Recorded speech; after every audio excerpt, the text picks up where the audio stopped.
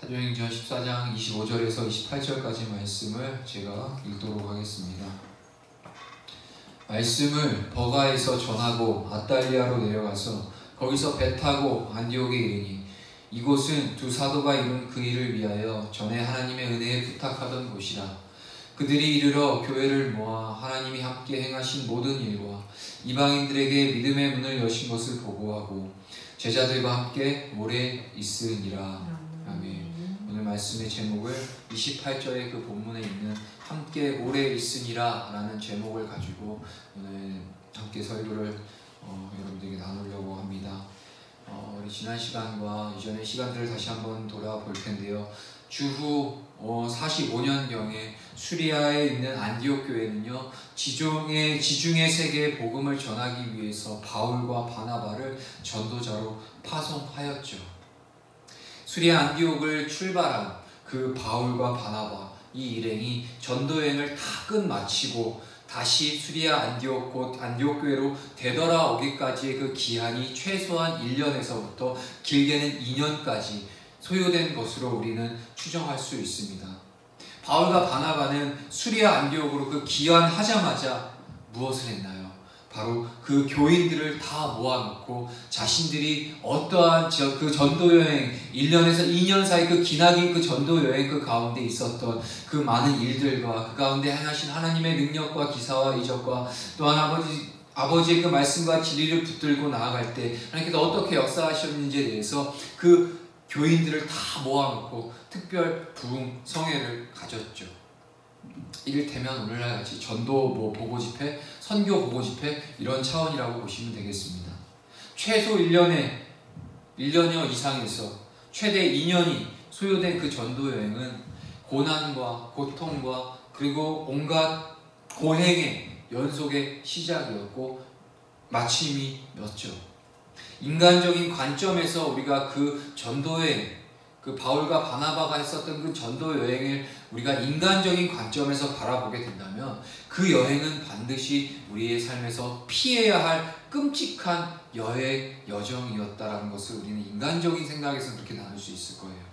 그런데요, 바울과 이 바나바는 자신들이 얼마나 그 여정의 불굴의 의지로 그 끔찍한 여행을 수행했는지에 대해서, 그리고 자신들의 업적을 그들에게 홍보하기 위해서 사람들을 불러다 놓고 그 전도 선교 보고 집회를 한 것이 아니었어요. 그들은요, 그 집회를 통하여서, 그 성회를 통하여서 그들은 하나님께서 자신들과 함께 행하셨었던 그 모든 일, 그리고 또 하나님께서 이방인들에게도 믿음의 문을 열어주셨다는 것을 상세하게 보고하기 위한 목적으로 그 교인들을 모아놓고 몇 날 며칠 동안 그렇게 은혜를 나눴던 거지, 자신들이 대단한 업적을 남기고 또한 무언가를 자신들이 생활했었던 것들을 자신들이 주도하여서 그것들을 했다라는 그런 것들을 자랑하기 위함이 아니었다라는 거예요. 하나님께서 하나부터 10까지, 1에서부터 10까지 하나님께서 행하신 모든 일들이 그들로 하여금 크나큰 하나님의 역사이고 은혜였다는 사실을 그들도 알 권리가 있었기 때문에 그들을 모아놓고 하나님이 함께 하신 일들을 하나씩 열거하여서 증거했다는 거죠. 그리고 인간적인 관점에서 보게 된다면 다시는 되풀이해서는 안 될 그 끔찍한 여행이었지만 만물이 도달해야 할 그 궁극적인 목표가 되어주시는 하나님, 그 모든 일의 결과가 되어주시는 하나님, 그리고 모든 인생들의 끝 종착점에 계시는 그 하나님의 관점에서 하나님께서 친히 이루신 그 신비로운 구원의 섭리를 그들에게 상세하게 보고한 것입니다. 그 두 사도의 보고를 들은 안디옥 교회 교인들이 얼마나 큰 은혜 가운데 감동을 받았을런지에 대해서 우리는 쉽게 짐작할 수 있겠죠. 우리가 그 현장에 있었다고 생각을 해보자고요. 얼마나 큰 은혜가 되었겠습니까? 그렇지 않아도 현실과 상황은 그 안디옥 수리아, 아무리 이제 수리아 예루살렘이 아닌 이방 지역인 수리아 안디옥에서 신앙을 지키고 있지만 그 안디옥 교회 성도들마저도 그들의 삶 속에서 그 신앙을 지킨다는 일이 쉽지는 않았을 겁니다.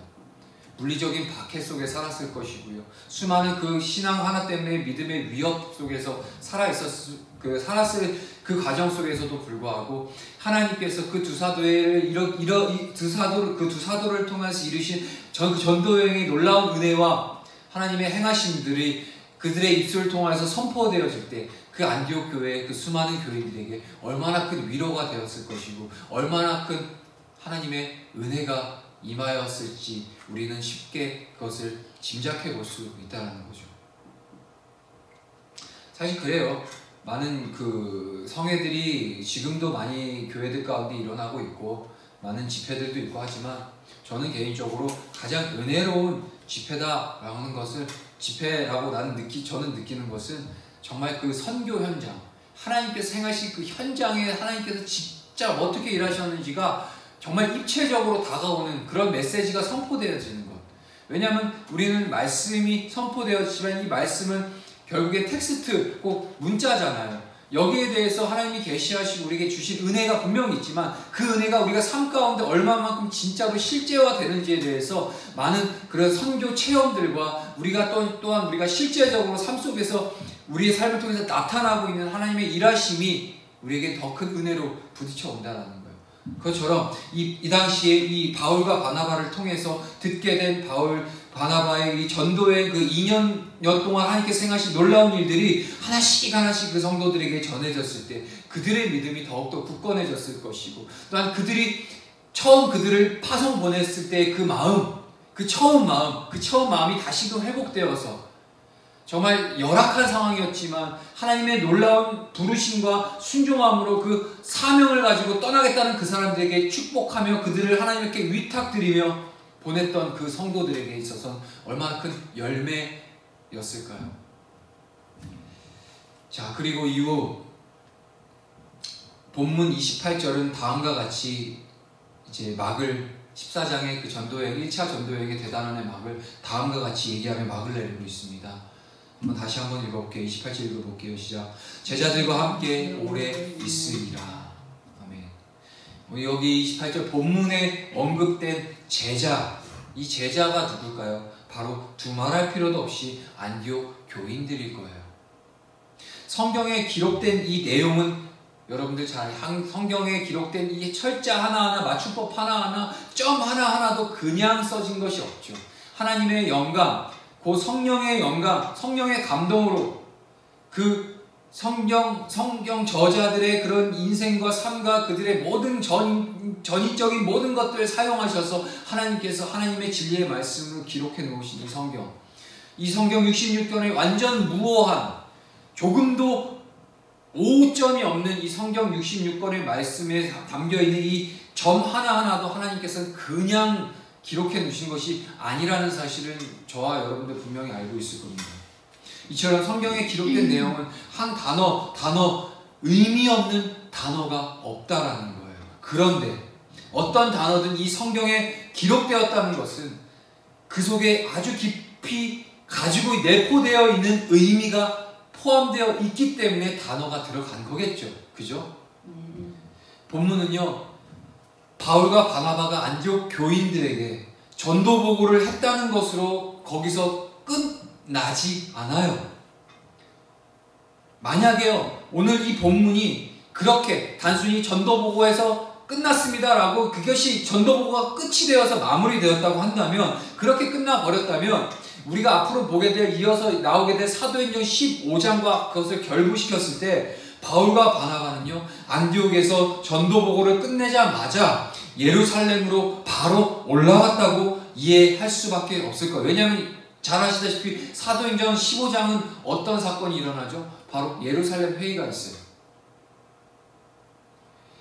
만약에 본문이 바울과 바나바가 안디옥에 머물렀다고만, 그저 머물러 있었다고만 증언하고 있다라고 한다면 우리는 전도 보고를 다 마친 이 바울과 바나바가 안디옥에서 그저 며칠 휴식을 취한 뒤에 사도행전 15장의 이야기로 넘어갔다고 그냥 그렇게 단순하게만 받아들일 수 있다라는 거예요. 이해가 되시나요? 제가 무슨 말씀을 드리는지. 그런데요, 오늘 이 본문은 전도보고를 마친 바울과 이 바나바가 뭐라고 얘기하죠?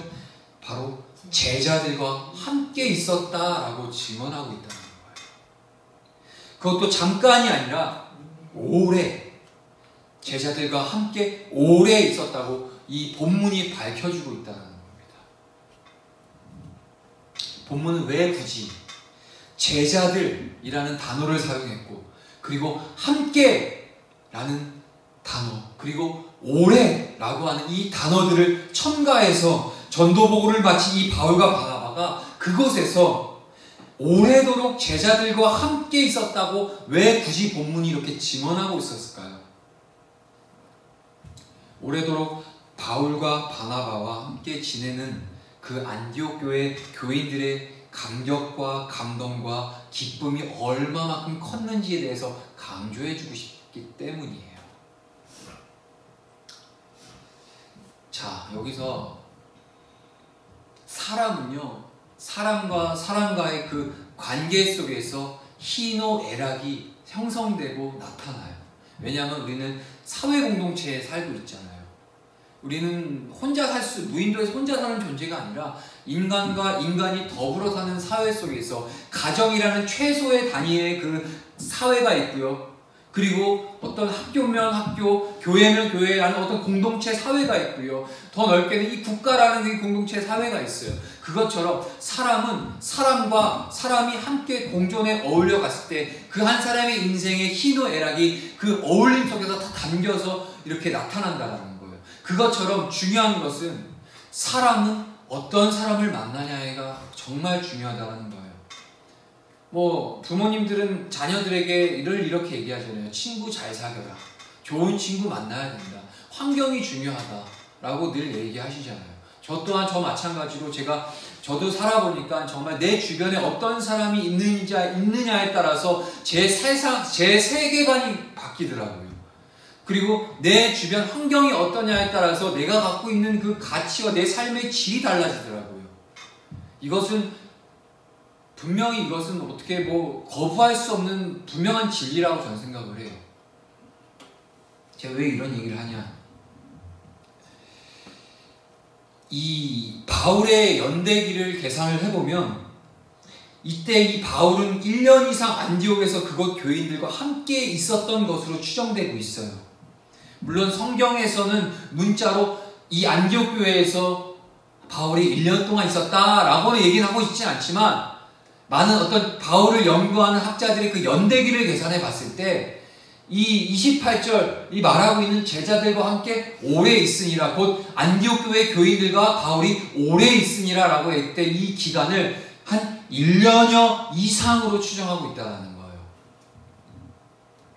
이 세상에서의 1년과는 또 다르겠죠. 세상의 관점에서 1년이라는 시간, 요즘은 시간이 너무 빨리 가죠. 할 게 많으니까. 시간을 때울 게 많잖아요. 핸드폰만 봐도 그냥 앉아서 눈 깜짝하는 사람이 봤는데 1시간, 2시간 그냥 지나가니까 할 게 많으니까 시간이 그만큼 빨리 지나가잖아요, 우리가. 옛날에 한참 이렇게 사회가 경제 발전을 안 했을 때는 그냥 우리 농경사회였잖아요. 그러니까 해 떨어지면 할 게 없는 거예요. 그 전에 이제 밤일 새벽 3시에 일어나서 밭일 하시고 하고 그런 하가 길었기 때문에 이제 하는데 지금은 눈만 돌리면 할 게 너무 많아요. 그러니까 시간도 금방 가요. 물론 하나님께서 임박한 진노의 때가 없기 때문에 급하게 돌리신다는 그런 이제 마음도 우리는 영적으로 이렇게 느낄 수 있겠지만 어찌됐든 세상의 관점에서 봤을 때 1년이라는 시간은요 좀 짧은 시간일 수도 있겠지만 반대로 주님 안에서 진리를 따라 살아가는 사람에게 1년 이상이라는 그 시간은요, 그것은 충분히 오랜 시간이라고 볼 수 있다는 거예요. 주님과 함께 동행하는 1년의 그 여정은 엄청난 시간이라는 거죠. 그런 기준으로 봤을 때 이 28절이 얘기하고 있는 제자들과 함께 오래 있으리라, 이 짧은 구절을 읽으면 읽을수록 이 본문이 전해주려고 하는 이 안디옥 교인들의 교인들의 그 감격과 감동과 기쁨이 어쩌면 우리 안에도 고스란히 그것들이 가슴에 와 닿을 수 있다는 거예요. 뭐 이렇게 거창하게 얘기하냐? 자, 생각을 해보자고요. 바울과 바나바는요, 최소 1년여 이상, 최대 2년이 소요된 그 전도 여행을 통해서 하나님께서 그 시간과 공간을 초월해서 얼마나 놀라운 신묘막측한 역사를 그들의 삶 속에서 온몸으로 그 2년이라는 시간 동안 체험하지 않았나요? 그렇죠. 오래도록 그 두 사도와 함께 지내고 있었던, 그런 그 두 사도와 함께 오랫동안 지내고 함께 했었던 이 안디옥 교회 교인들은 또 얼마나 복되고 행복한 사람들이었겠느냐라는 것을 제가 얘기 드리고 싶은 거예요. 이해가 되세요? 누구와 함께 있느냐에 따라서 그 사람의 세계관이 바뀌고, 어느 누구와 함께 대화를 나누고 어떤 삶을 함께 하느냐에 따라서 그 사람의 삶이 변하는 것, 그거는 인생사, 인간 살아가는 인생사에서 절대 부인할 수 없는 진리잖아요. 자, 그럼에도 불구하고 그런 그 사실을 우리가 전제로 봤을 때 이 안디옥 교회 교인들과 이 바울, 바나바, 이 사람들이 어떤 사람이에요? 2년 동안 정말 특수하게 하나님의 놀라운 은혜를 실제적으로 체험하고 그 은혜를 짜고 넣어서 놀라운 하나님의 은혜가 그들의 삶 가운데 이 2년이라는 시간 속에서 녹아졌을 그런 사람들, 하나님의 놀라운 사도들이 이들과 오래 함께, 제자들과 오래 함께 있었다고 생각했을 때 그 안디옥 교회 교인들의 그 삶이 얼마나 복되고 영적인 관점으로 봤을 때 얼마나 행복을 누리는 사람들이었을까라고 저는 질문해보고 싶은 거예요. 우리에게도 이러한 행복과 이러한 놀라운 복이 우리에게 있어야 되지 않을까요? 내 주변에 함께 동역하는 동역자가, 또는 나와 함께 살고 있는 내 가족이, 식구가, 또는 내가 몸담고 있는 그 사회 구성 안에 학교가 됐든 직장이 됐든 어디가 되었든 그곳에 이 바울과 바나바와 같은 하나님의 그 놀라운 은혜, 신묘막측한 하나님의 섭리 가운데 살아가고 있는 그 누군가와 내가 함께하고 있다고 한다면 그만큼 큰 복이 있을까요? 자, 갑자기 생각이 나는 본문이 있어서 제가 준비를 했어요. 역대하 9장에 보면 어떤 장면이 나오냐면요, 솔로몬이 이제 다윗이 죽고 이스라엘의 왕으로 이제 승기가 되면서 하나님 앞에 나아가 1000번의 제사를 드리고, 그 제사 가운데 하나님께서 말씀하시죠. 너 솔로몬에게 필요한 요구를 너는 물으라, 내게 물어라 라고 하시죠. 이게 한마디로 말해서 백지수표를 하나님께서 주신 거예요. 뭐든지 네가 원하는 거 있으면 한 가지 소원을 들어줄게 된 거죠. 뭐 물론 표현이, 이것을 제가 표현하는 게 좀 저급하게 느껴질 수도 있지만 쉽게 얘기하면 백지수표를 주신 거예요. 뭐든지 쓴 대로 이루어주겠다라는 거잖아요. 그럼에도 불구하고 솔로몬은 무엇을 구했죠? 지혜. 그렇죠. 어떤 지혜? 자신이 그냥 영특한 지혜가 아니라 하나님의 백성들을 하나님의 지혜로 잘, 하나님의 방법대로 다스리기 위한 지혜, 곧 당신으로부터 듣는 마음을 달라고 하시죠. 그 솔로몬의 그런 정말 고백을 하나님께서 들으시고 지혜를 주신 것뿐만이 아니라 세상 그 누구도 누릴 수 없는 완전한 구비와 영화를 함께 해주셨죠. 자, 그리고 그 솔로몬에게 주신 그 지혜로 말미암아 솔로몬은 이스라엘 백성들을 통치하고 다스리기 시작하죠. 그리고 나서 사건이 있었죠. 어떤 사건이 있었죠? 두 여인이 한 아이를 가지고 이제 이것이 내 자녀다, 이것이 내 자녀다라고 하면서 이제 논쟁을 벌이는 과정 속에 솔로몬에게 찾아갔고, 솔로몬은 하나님의 주신 정말 인간의 그 지혜로 나올 수 없는 그 판결을 가지고, 방법을 가지고 판결을 하죠. 아이의 반을 칼로 잘라라. 그래서 반반씩 나눠 가져라 했을 때, 아닙니다, 저 여인에게 그냥 이 아이를 양보할게요 라고 한 그녀가 바로 진짜 부모다. 그 부모의 심정을 이제 알게 하시고 그렇게 놀라운 지혜를 발휘했죠. 이 소문이 퍼지고 퍼져서 결국 이 역대하 9장에 되면 누가 등장합니다. 누가 등장하면 바로 스바 여왕이 등장해요. 그 솔로몬의 놀라운 그 지혜가 열국으로 소문이 나게 되고, 그 소문을 확인하고 싶었던 이 스바 여왕은 솔로몬에게 찾아와서 그 솔로몬의 지혜를 직접적으로 체험하게 되죠. 그리고 뭐라고 고백하죠? 내가 들었던 당신에 대한 지혜의 위대함이 실제로 만나보니까 그 이상 그 배배배배 더 당신의 지혜가 컸습니다라고 하면서 놀라운 찬사를 하죠. 그리고 나서 이렇게 고백해요. 제가 한번 읽어볼게요. 역대하 9장 5절에서부터 제가 한번 읽어볼게요. 이 스바야 왕이 얘기하는 거예요. 왕께 말하되 내가 내 나라에서 당신의 행위와 당신의 지혜에 대하여 들은 소문이 진실하도다. 내가 그 말들을 믿지 아니하였더니 이제 와서 본즉 당신의 지혜가 크다 한 말이 그 절반도 못되니 당신은 내가 들은 소문보다 더하도다. 복되도다 당신의 사람들이요, 복되도다 당신의 이 신하들이요, 항상 당신 앞에 서서 당신의 지혜를 들으미로다. 아멘. 뭐라고 그러죠? 7절에 복되도다 당신의 사람들이요, 복되도다 당신의 이 신하들이요, 항상 당신 앞에 서서 당신의 지혜를 들음이로다. 이 스바야 왕의 이 찬사가 어떤 의미인지 여러분들 아시겠나요? 그냥 놀라운 그 하나님의 그 스바야 왕이 찬양한 것은 물론 1차적으로는 솔로몬을 찬양한 거지만 더 궁극적으로는 솔로몬과 함께 하신 하나님을 찬양하는 거였어요. 솔로몬을 통해서 이루시는 그 하나님, 그리고 하나님께서 솔로몬을 도구 삼아서 당신의 하나님의 나라를 통치하신 그 완전한 그 지혜를 찬양함에 있어서 이 스바야 왕은 솔로몬에게 이렇게 당신과 함께하는 모든 이들이 복되다라는 거죠. 이러한 하나님의 은혜가 저와 여러분들의 삶 가운데 나타나야 되지 않겠나요? 당신과 함께함이 복되도다라는 거죠. 제자들과 함께 오래 있는데 이 안디옥교회의 교회인들이 이 바울과 바나바와 함께 있으므로 이 오랫동안 그들이 누렸던 하나님의 놀라운 복을 여러분들 상상해 보자는 거예요. 그리고 특히 바울이 누군가요? 본문 이후에 그는 신약 성경의 4분의 1이나 기록한 놀라운 하나님의 사람이에요.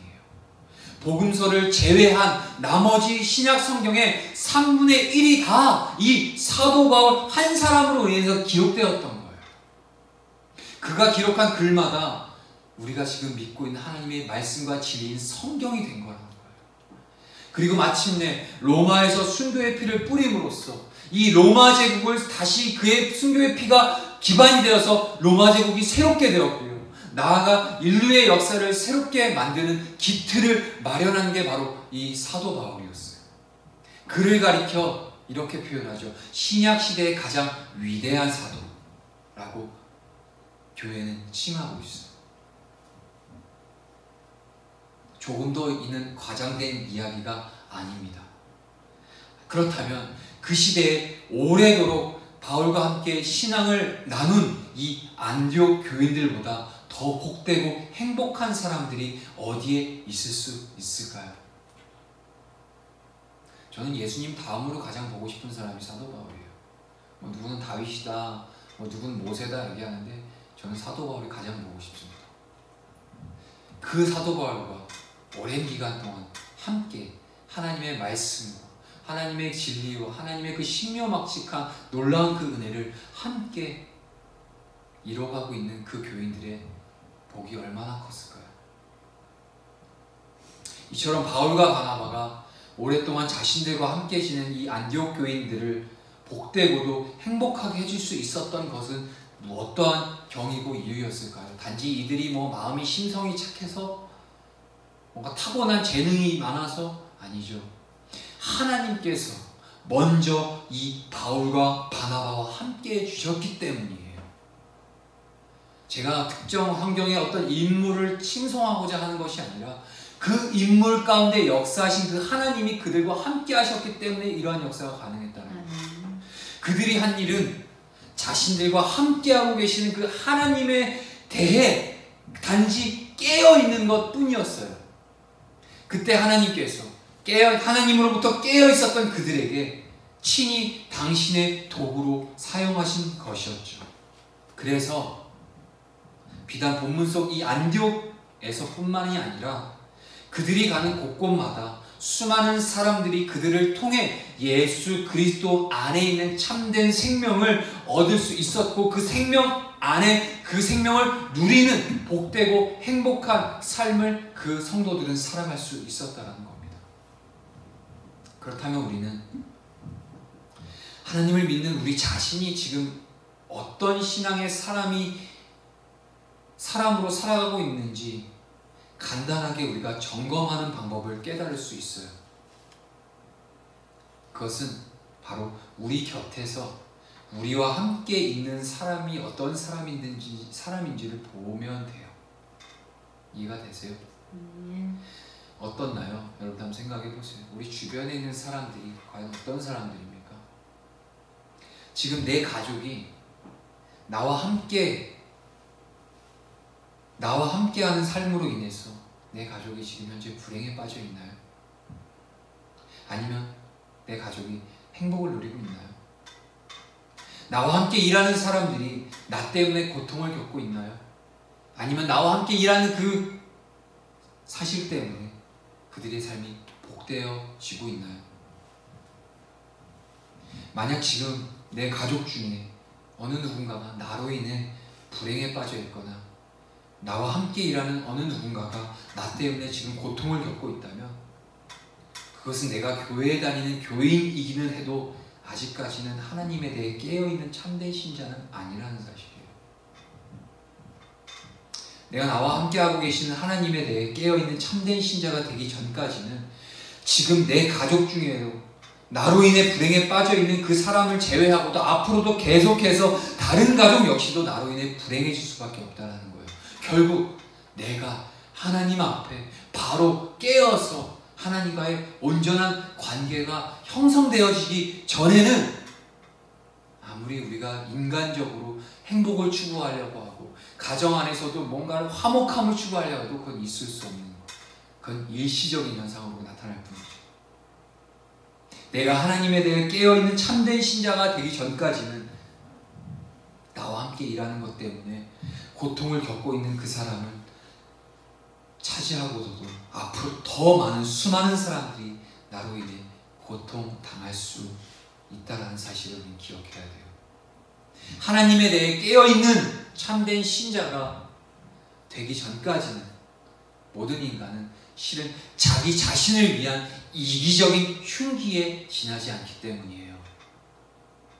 절대 하나님이 배제되거나 하나님이 결여된 인생의 그 삶은 아무리 그가 윤리적으로 도덕적으로 인성적으로 조금 나아할지라도 그 인생은 결국 이기적인 자기중심적인 그런 모순된 삶을 살아갈 수밖에 없는 이기적인 삶일 뿐입니다.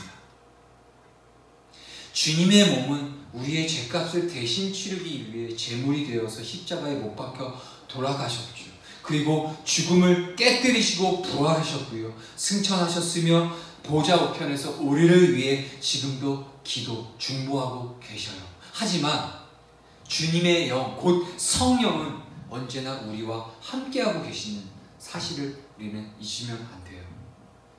말씀과 기도 안에서 언제나 주님에 대해 깨어있는 참된 성도가 되어야 된다는 거예요. 곧 우리 안에 역사하시는 그 성령님께서 우리의 삶이 깨어 살아가는 참된 성도로서 살아갈 수 있도록 돕는 역할을 우리 성령님께서 하고 계신다는 거예요. 우리는 그 성령님을 인정하고 그 성령의 인도하심에 따라서 말씀과 기도로 우리가 끊임없이 하나님과의 참된 깨어있는 성도로서 살아가야 한다는 사실을 오늘 본문은 다시 한번 이 안에서 말해주고 있는 거예요. 그때 우리는 우리와 함께 살아가는 사람들을 예수 그리스도 안에서 그들 또한 복되고 행복하게 해주는 참된 그리스도인으로서 살아갈 수 있는 것입니다. 나와 함께 지내는 사람들을 복되고 행복한 사람들로 우리가 만들어줄 수 있는 것, 더 복되고 행복한 일, 그것처럼 복되고 행복한 일이 있을까요? 그만큼 행복하고 복된 일은 없겠죠. 우리 주변, 가정에서, 우리 학교에서, 사업터에서, 일터에서, 우리가 발닿는 모든 곳에서 나 한 사람으로 인해서 그들이 하나님의 은혜를 받고 또한 그들의 삶이 윤택해지고 복 있는 삶으로 변화되는, 이것을 뭐라고 얘기죠? 복의 근원. 아브라함을 향해서 너를 축복하는 자에게 내가 너를 축복하겠고 너를 저주하는 자에게 내가 그를 저주하겠다라고 하신 것처럼 복의 근원.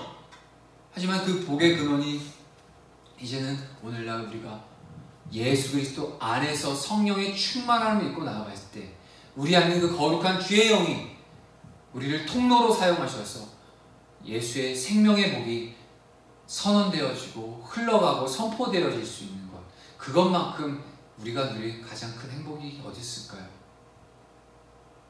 그것이야말로 오늘 이 본문 속에 바울과 바나바처럼 내가 하나님의 도구로 쓰임받고 있음을 증거해 주는 것이 바로 그런 것이라는 거죠. 성령의 인도하심을 따라 오늘 우리가 하나님 앞에 깨어 살아가고 있느냐? 만약에 그렇게 살아가고 있다면 저와 여러분들의 삶이 복의 통로가 되는 것이 마땅하고요.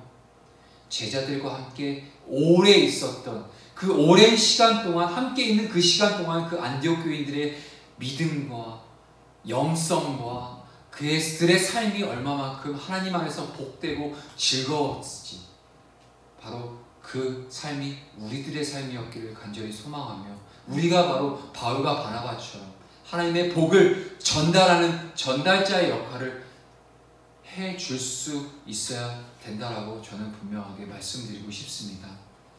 말씀을 이제 마치겠습니다. 오늘 주신 말씀을 붙들고 함께 찬양 한 곡 드리고 기도하도록 하겠습니다.